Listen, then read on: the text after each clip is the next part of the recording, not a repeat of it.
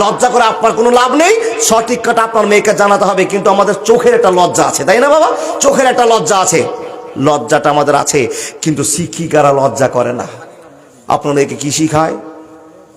মেয়ে শুনে নাও, যখন তুমি যুবতী হবে মাসে মাসে তোমার পিরিয়ড চালু হবে। পিরিয়ড যদি চালু হয়ে যায় 7 দিন পিরিয়ড হবে, 3 দিনে পিরিয়ড হবে, 3 দিনের পর তোমাকে পবিত্রতা অর্জন করতে হবে। যখন তুমি পবিত্রতা হয়ে যাবে তখন তোমার জন্য নামাজ আবার চালু হয়ে যাবে, রোজা চালু হয়ে যাবে, হজ চালু হয়ে যাবে। সুন্দর করে শিক্ষিকারা বলে দিয়েছে। যেটা আপনি বলতে পারেননি, ও আল্লাহর বান্দা বান্দিরা মনোযোগ দিয়ে শুনে যান, আপনি বলতে পারলেন না, আপনার মেয়েকে কিন্তু আপনার শিক্ষিকারা শিখিয়ে দিয়েছে। ও বোন বেটি শুনে না, যখন তোমার স্বামীর সঙ্গে মিলন হয়ে যাবে অতক্ষণ পর্যন্ত তুমি না পাক হয়ে থাকবে, অতক্ষণ পর্যন্ত না পাক হয়ে থাকবে যতক্ষণ পর্যন্ত তুমি ফরজ গোসল না করবে। কোন এমন আব্বা বসে আছেন আপনার মেয়েকে বসে বসে আপনি ফরজ গোসলের নিয়ম শিখিয়ে দিয়েছেন? না না না, পারেন না। কোন একজন মা আপনি বলতে পারবেন আমার মেয়েকে ফরজ গোসলের নিয়ম শিখিয়ে দিয়েছি? পারা যাবে না, লজ্জার ব্যাপার। কিন্তু লজ্জা করা দরকার ছিল না। বাপজান গো, আপনার মেয়েটাকে আপনি মাদ্রাসায় পড়তে দিয়েছেন, আপনার কপাল খুলে গিয়েছে। এই মেয়েটার জন্য আপনার ঠিকানা জান্নাতে হবে। নূরে সমিন ইবাদেনা মান কানা তাকিয়া। একবার জোরে বলুন না সুবহানাল্লাহ। যেগুলো আপনার বলা সম্ভব নয়, বলা উচিত ছিল, তারপরে বলতে পারেননি, সেটা আপনার শিক্ষক শিখিয়ে দিবে, শিক্ষিকারা শিখিয়ে দিবে। বলছে মাওলানা আর কি শিখিয়ে দেয়? একবার ভাবনা চিন্তা করবেন। আপনি যেটা জানেন না, এখন টেকনিক্যালি বুদ্ধি এসে আপনার শিক্ষকেরা আপনার মেয়েকে পাশে বসিয়ে বলবে, পৃথিবীর বুকে যদি একটা মেয়ে জান্নাত যেতে চায় তো 4টা কাজ করলে মেয়েটা জান্নাত যায়। আপনার মেয়ের পাশে বসে বসে বসে শিক্ষকেরা এই গল্পটা শোনায়। কি কি কাজ করলে গো? নবীজি বলছেন, পৃথিবীর মানুষ শুনে যান, নবীজির আদেশ অনুযায়ী শিক্ষকেরা কথা বলছেন, বেটি যখন তুমি তোমার আব্বার জিম্মায় ছিলে, যতদিন তোমার বিয়ে হয়নি, যত অন্যায় করেছো তোমার আব্বার নামে বসবে। যেদিন বিয়ে হয়ে গেল, রেজিস্ট্রি ট্রান্সফার হয়ে গেল, রেকর্ড চেঞ্জ হয়ে গেল, স্বামীর নামে বসে গেল। বেটি শুনে নাও, যেদিন তুমি স্বামীর ঘরে চলে যাবা সেদিন তুমি জান্নাতকে হাসিল করতে পারবা। কি করে? যদি কোনো মহিলা 5 ওয়াক্তের নামাজ পড়ে নাই, রমজান মাসে 30টা রোজা রেখে নাই, স্বামীর কথাকে গুরুত্ব দিয়ে জীবনটাকে ধন্য করে নাই, আর নিজেকে বেইজ্জত থেকে বাঁচিয়ে নাই, ইজ্জতের জন্য দিন কাটাতে আরম্ভ করে, তো বিশ্বনবী বলছেন একটা মহিলায় 4টা কাজ করার জন্য সরাসরি জান্নাতে চলে যাবে। একবার জোরে বলুন না নারায়ে তাকবীর। কে বলেছে? আপনি আওয়াজ শুনেছেন? শুনেছেন বটে, কিন্তু আপনার স্ত্রীকে, আপনার বেটিকে, আপনার বোনমাকে কাউকে শিখাতে পেরেছেন? পারেননি। যদি শিখিয়ে থাকে 2টা হরফ, তো আপনার এই মাদ্রাসার শিক্ষকেরা শিখিয়েছে, যা থিওরিতে আপনার মেয়ে এখন একটা ভদ্র মা। আপনি কি জানতে চাইছেন না? আপনি নিতে চাইছেন না? ও মাওলানা, আমি একটা ভদ্র বেটি তৈরি করতে চাই। নবীজি বলেছেন, এই আমার হাতের আঙ্গুল দুটো দেখিয়ে বলেছে এই পাশাপাশি জান্নাতটা হবে, আমি সেই জান্নাতে নিতে চাই। আমি কেমন করে বেটিকে মানুষ করব? কোনো চিন্তা ভাবনা করবেন না, কালকে যোগাযোগ করে এই মাদ্রাসায় ভর্তি করে দেবেন। দায়িত্ব মাদ্রাসাওয়ালার আপনার মেয়েকে কেমন ইমানদারি মহিলা বানাতে হয় টেকনিক দিয়ে দিবে। কিন্তু আব্বা, আপনি একটা রহমতের লাঠি, ভালোবাসা লাঠি হাতে রাখিয়েন, তবেই জীবন সার্থক হবে। শুধু মাওলানাকে দিয়ে দিলে যে আপনার মেয়ে মানুষের মতো মানুষ হবে তা কিন্তু নয়। আপনার ছেলেকে মাদ্রাসায় পড়তে দিয়েছেন, অনেক ছেলেকে দেখলাম মাদ্রাসার ছাত্র। এবার যতক্ষণ পর্যন্ত মাদ্রাসাতে আপনার ছেলেটা থাকে ততক্ষণ সেফটিতে থাকে, আর যখন মাদ্রাসা থেকে বেরিয়ে চলে আসে বাড়িতে আসলে ফ্রি ফায়ার খেলে। ঠিক বললাম না? এলাকায় ফ্রি ফায়ার চলছে নাকি? চলছে? সুবহানাল্লাহ। তাহলে কি কাজ চলবেন? মাদ্রাসার ছেলেরা বাড়িতে আসলে ফাঁকা পেলে ফ্রি ফায়ার চালু করে দেয়। আপনার মেয়ে যদি মাদ্রাসা থেকে বাড়িতে আসে, মাদ্রাসা থেকে বাড়িতে আসলেই মেয়েটার হাতে মোবাইল পেলে বন্ধু বান্ধবীকে ফোন লাগায়। কিন্তু যতক্ষণ মাদ্রাসায় থাকবে তার বাবার আদেশ নেই যে একটা ছেলেকে ফোন করে দেখায়। ঠিক বললাম না? কোন ছেলে এমন শক্তি নেই মাদ্রাসার সামনে, মাদ্রাসায় থাকতে থাকতে একটা ফ্রি ফায়ার আওয়াজ মোবাইলে করে দেখিয়ে দেয়। তাহলে এই জায়গাতে আপনার ছেলে তৈরি হবে, সেই জায়গাটাকে তৈরি করে রাখতে হবে। মাওলানা, আমার জীবন পরিচালনা করবার জন্য, আমি ওই জান্নাতটা নেওয়ার জন্য আমি একটা ওসিলা তৈরি করতে চাই। সে ওসিলাটা কি? এ বাপজান, পারবেন না কেউ? এই মাদ্রাসাটাকে টিকে রাখার জন্য 2000 টাকার দাতা আমি 10 জনের কাছে নিব। পারবেন না কেউ? একটা লোক বলুন তো 2000 টাকা দাতা, মাওলানা আমি 2000 টাকা এই জন্য দান করলাম যে আমার মেয়ে নাই কিংবা আমার মেয়ে আছে, আমার মেয়ে বিয়ে হয়ে গেছে, কিন্তু এই মাদ্রাসাটাকে আমি টিকিয়ে রাখলাম। এবার একটা ছোট চেরাক জেলে দিয়েছেন, চেরাক তো বুঝেন নাকি, চেরাক জেলে দিয়েছেন, এর আলাটা এত বড় হবে আপনি মাপ কাঠিতে মাপতে পারবেন না। আজকে যদি মাদ্রাসাকে দেখলাম পায়খানাতে বসে তো নিচে ফুটা, পায়খানাতে বসলাম নিচের দিক ফুটা আছে, একদিন জানবেন এই বাথরুমে কোনোদিন যদি আল্লাহ ফিরিয়ে নিয়ে আসে দেখতে পাবো এই মাদ্রাসাতে টাইল বসা হয়ে গিয়েছে। আপনি যদি সাহায্য না করেন তো আল্লাহ সাহায্য করবে, আপনি সাহায্য না করলে পৃথিবীর মুসলমান সাহায্য করবে। যারা এক বিন্দু ঈমানের সাথে যুদ্ধ করে জান্নাত নিতে চায় তারা দুনিয়ার কোনো ভালোবাসা দেখবে না, দুনিয়ার কোনো স্বার্থ দেখবে না, দেখবে আমি 100 টাকা দিলে আল্লাহর ঘরে জমা হয়ে গেল, এমন একটা অ্যাকাউন্ট আমি দিলাম। বাপ সত্য করে বলবেন, 100 টাকা নোট আপনি দিয়ে পাঠালেন, এখানে জমা করে দিলেন, 3 দিন পর আপনি এই ইমাম সাহেব কেসে বলবেন, ক্যাশিয়ারকে বলবেন, এখানকার মালিক কেসে বলবেন আমার 100 টাকাটা দেখান, দেখাতে পারবে? দেখাতে পারবে? পারবে না। কি হয়েছে? 1 বস্তা আলু কিনে নিয়েছে, 5 কিলো মাংস কিনে নিয়েছে, কার জন্য? এই 90টা বাচ্চা বাচ্চি পড়ে এদের জন্য কিনা হয়ে গিয়েছে, স্বার্থে খরচা হয়ে গিয়েছে। কিন্তু বাবা আপনি এই টাকাটা দেখতে পাবেন না, কিন্তু আপনি 10,000 টাকার ব্যাংকে যদি জমা দেন তো প্রতি মাসে একবার করে, প্রতি সপ্তাহে একবার করে, একদিন পর পর করে আমার 10,000 টাকা দেখান, ম্যানেজার আপনাকে দেখিয়ে দিবে। কিন্তু এমন জায়গায় একটা জমা করে দিলেন লক্ষ লক্ষ বছর দেখতে পাবেন না, একদিন দেখতে পাবেন। কোন দিন? ওয়াকুল্লা ইনসানিন আলজামনাহু তায়রাহু ফি উনকিহি ওয়া নুখরিজু লাহু ইয়াওমাল কিয়ামা কিতাবান ইয়ালকাহু মানসুরা ইকরা কিতাবাকা কাফা বিনাফসিকা ইয়াওমা আলাইকা হাসিবা। একদিন আপনি দেখবেন আমল যে আপনি 2023 সালের 10 তারিখের, কোন মাসে? এটা ডিসেম্বর মাসের 10 তারিখে রাত্রি 10টার সময় ইমদাদুল বক্তার হাতে আমি 2000 টাকা দান করেছিলাম। যেদিন আপনি বিপদে দাঁড়িয়ে যাবেন সেই দিন আপনাকে দেখা হবে, এর আগে আর দেখতে পাবেন না। ব্যাংকে 1000 টাকা জমা দিলে সুদের হার 4 টাকা 5 টাকা করে 4% 5% করতে করতে হিসাব করে আপনি 60 বছরে যদি পান তো খুব জোর 10,000 টাকা পেলেন। কিন্তু আল্লাহর কাছে জমা দিলেন মাদ্রাসাতে, লাভ কি হবে জানেন? আল্লাহ বলছেন 1 টাকা যদি কেউ দান করে, মান জা আবিল হাসানাতে ফালাহু আসরু আমসালিহা, 1 টাকা যদি কেউ আল্লাহর রাস্তায় দান করে দেয়, কার্যে হাসানা দিয়ে দেয়, আমি আল্লাহ তাকে 10 টাকা দুনিয়াতে ফিরিয়ে দেব। সুবহানাল্লাহ বলুন। 1 টাকা দান করলে 10 টাকা আল্লাহ ফিরিয়ে দিবে, এটা আল্লাহর ওয়াদা। তারপরে কি বলছেন? মাসালুল্লাযিনা ইনফিকুনা আমওয়ালাহুম ফি সাবিলিল্লাহ। তোমার দানটা আজকে 10 টাকা জমা করে দিয়েছি, এটা বাড়তে শুরু হলো, কত বাড়বে, কত বাড়বে, কত বাড়বে। এই করতে করতে আপনার বন্ধুর একটা উদাহরণ আপনাকে বলে দিই। আপনারা মাঠের ভিতরে যখন সরষা ফেলেন, সরষা ফেলেন না, সরিষা ফেলেন না? কিংবা আপনাদের এলাকার বোঝার জন্য চায়ের গাছের কথা বলতে আরম্ভ করলাম। যেদিন চায়ের গাছটা আপনি লাগান, একটা ডাল লাগিয়েছিলাম, ঠিক বললাম না? কিংবা একটা বীজ থেকে, একটা বিচি থেকে একটা গাছ বেরিয়েছে। আচ্ছা বলুন তো, একটা চায়ের গাছ থেকে কতটি চা বের হয়? অনেক, 100 গ্রাম বের হয়। পাতাগুলোকে কেটে নিলেন, মেশিনে ফেলে দিলেন, মিক্সচার হয়ে ডাস্ট করে নিয়ে যেরকম চা আপনার প্রয়োজন সেটা বানিয়ে দেয়। বন্ধুরা আমার শুনে নিন, একটা গাছ আপনি লাগিয়ে দিলেন 1000 টাকা দিয়ে, এই গাছটা বড় হলো, তার ফুল হলো, ফল হলো, চারদিক থেকে ছেয়ে নিল।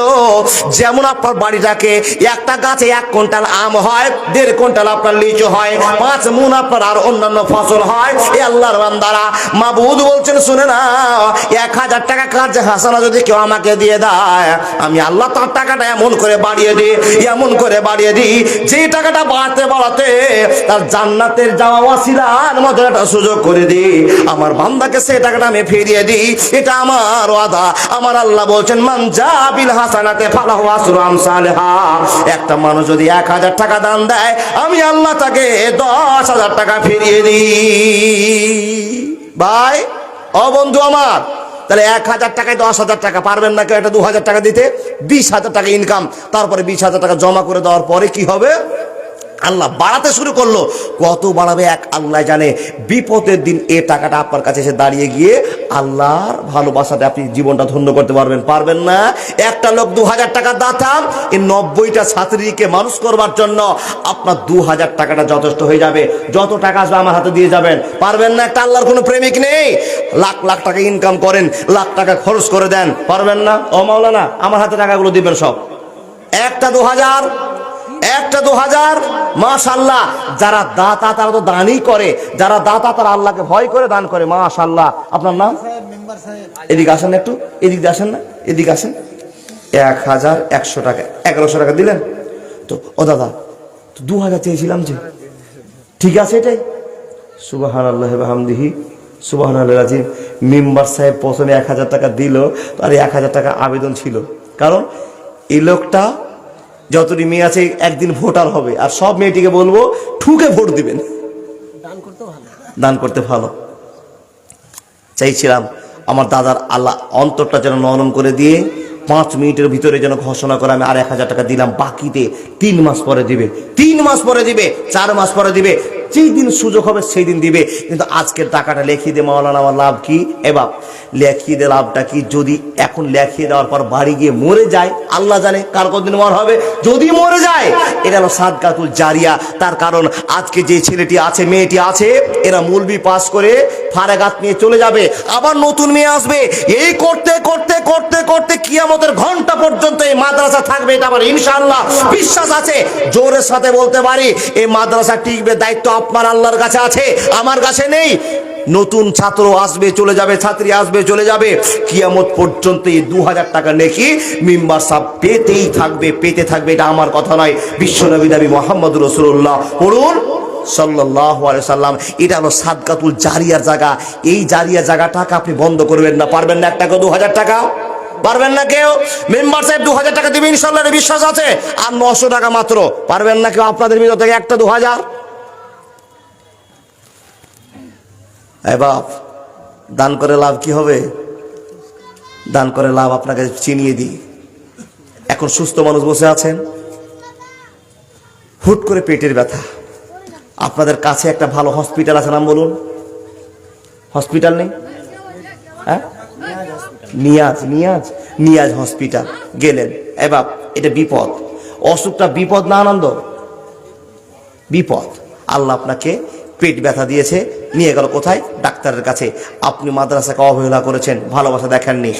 এই ছেলেগুলো আপনাকে নিয়ে গিয়ে যখনই হসপিটালে গিয়েছে, ডাক্তারবাবু হাতটা ট্রিটমেন্ট করে বলছেন, আরে তোমার বাপের তো খুব সমস্যা মনে হচ্ছে, কি করতে হবে? বলে তাড়াতাড়ি করে যাও, ওটিতে নিয়ে যাও, তোমার বাপকে অপারেশন করতে হবে এক্ষুনি। কি হলো? তাতে রক্ত পরীক্ষা করো। করে কিনা বাবা? রক্ত পরীক্ষা করতে কত লাগবে স্যার? বলে 2000 টাকা লাগবে। বাপের পেটে ব্যথা, পেটের ছবিটা কত কত লাগবে? বলে 1100 টাকা লাগবে। আর কি লাগবে? বলে ইউরিন পরীক্ষা করতে হবে, পেচ্ছাপ পরীক্ষা করতে হবে। এই করতে করতে করতে 10,000 টাকার একটা অ্যামাউন্ট দিয়ে দিয়েছে। একটা ছোট্ট পেটের ব্যথা থেকে 10,000 টাকা আপনার খরচ হয়ে গেল। রব্বুল আলামিন বলছেন, শুনে নেন হে পৃথিবীর মানুষ, নবী মুহাম্মদ সাল্লাল্লাহু আলাইহি ওয়াসাল্লাম বলেন, যদি কেউ 500 টাকা দান করে দেয়, যদি 1000 টাকা দান করে দেয়, 100 টাকা দান করে দেয়, আল্লাহর নবী বলছেন সাদকাত তারা দুলবালা, যে বিপদটাতে তুমি পড়ে গিয়েছো, এই 10,000 টাকার বিপদ থেকে 100 টাকা তোমাকে বাঁচিয়ে নেবে, 500 টাকা তোমাকে বাঁচিয়ে নেবে, 50,000 টাকার বিপদ থেকে তোমাকে এই দানটা বাঁচিয়ে নেবে। নবী মুহাম্মদ বলছেন সাদকাত তারা দুলবালা। এই বিপদটাকে মনে করে বন্ধুরে, কেউ কি পারবেন না একটা 2000 টাকা দাতা? জল ঢালবেন তো একটু। ছেলেদের পক্ষ থেকে 2110 টাকা।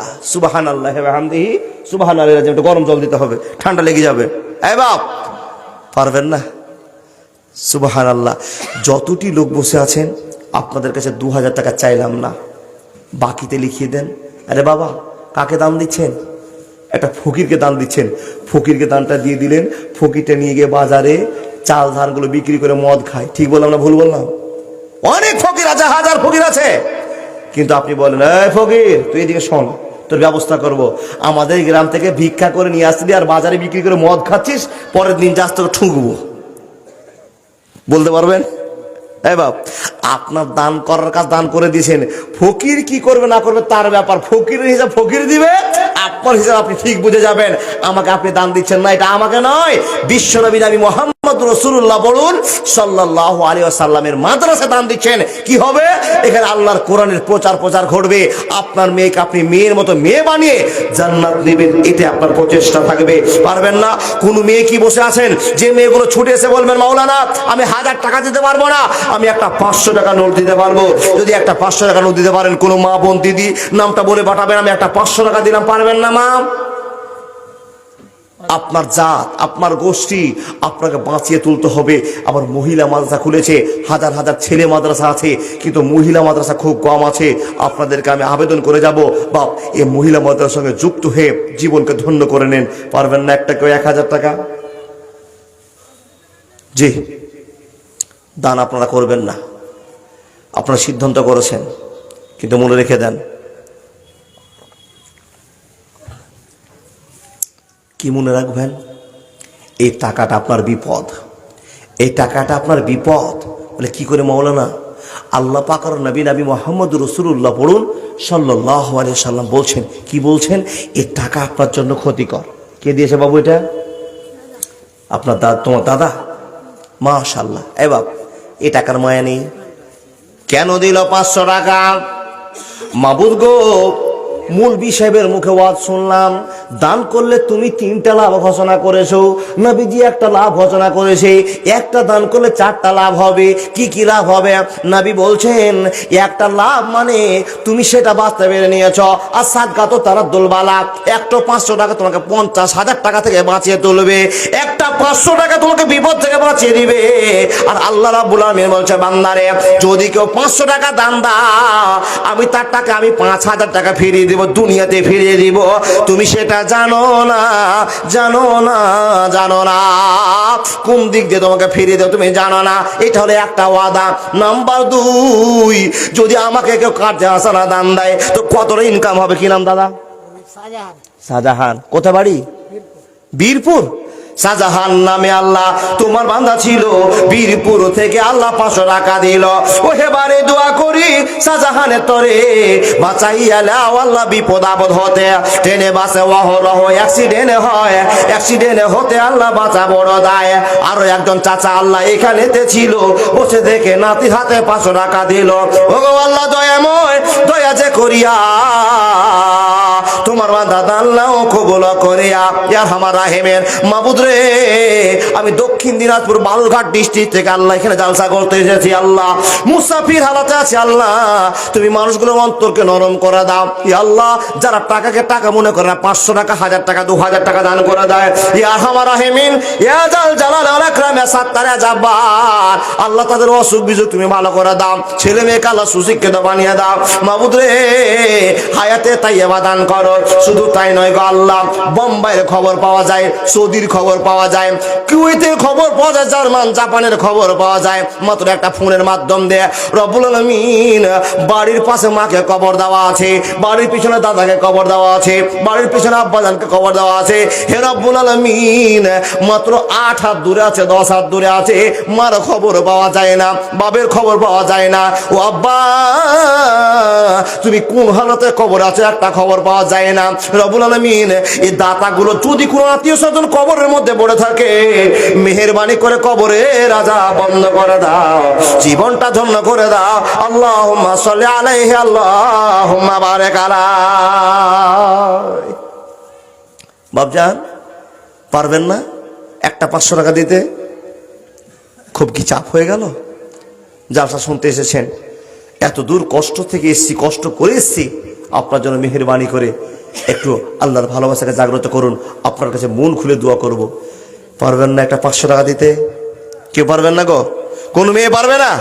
মেয়েদেরকে বলো, মা বোন, কেউ যদি দুনিয়া সাপোর্ট না করে, আল্লাহর প্রেমকে জাগিয়ে দিয়ে আপনি সে চাদরে দিয়ে বা টান্না হলে একটা ছোট্ট হাতে মেয়েগুলো হাতকে পাঠিয়ে দেন, মেয়েটাকে পাঠিয়ে দেন আমার কাছে, আমি 500 টাকা দিলাম, আপনার নামটা লিখে নিব।